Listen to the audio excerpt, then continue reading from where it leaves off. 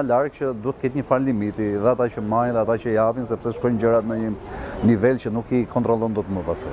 Edhe unë jam munduar që me nuanca humorit ta jap këtë mesazh, sepse unë e them edhe nëpër salla kur ja prezantoj njerëzve këtë projekt, i them që kur na bën dhe një familjes moral serioz, ne rrim e shohim them po jepi. Domethënë nuk e durojmë dot. Kurse kur na i thon moralin me të qeshur, ne qeshim dhe themi në fund prit se e hodhi diku. Edhe këtë mënyrë kam zgjedhur për ta shuar te publiku këtë komedi, dark komedi do të thoja. Shumë interesante kjo. Pra, ka një lidhje me realitetin. Po patjetër. Unë gjithmonë bazohem te realiteti. Domethënë trajtoj gjithmonë në çdo projekt timin, trajtoj tematikat që unë i shoh që janë të nevojshme për tu trajtuar. Mund ta thoni disa emra me të cilët keni bashkëpunuar këtu?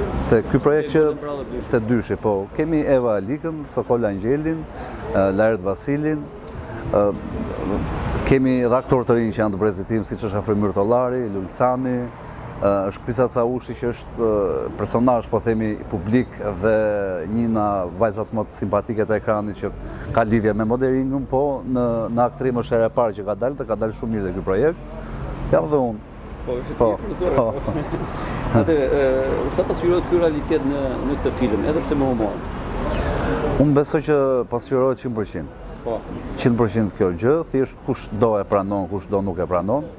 Ke njerëz që edhe mund ta komentojnë direkt, unë vetëm gjë që i them njerëzve që kur vini shikoni projekte, jo vetëm të mia, por çdo lloj projekti që prodhohet na shqiptarët, po flas sepse Shqipëria është një vend që nuk mund t'i japësh dot më shumë mbrapa se ç'ti jep.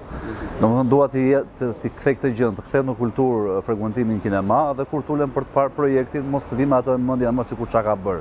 Se nuk është se bëjmë raketa, thjesht të futen në sallë, ta shohin me dashuri, të përkushtohen dhe pjesë që çdo producent që ka menduar apo regjisor skenarist për të sjellë këtë projekt, ta shohin për kënaqësi, të kënaqen dhe në fund fare të komentojnë, se s'mund të komentosh diçka në fillim para deri në fund.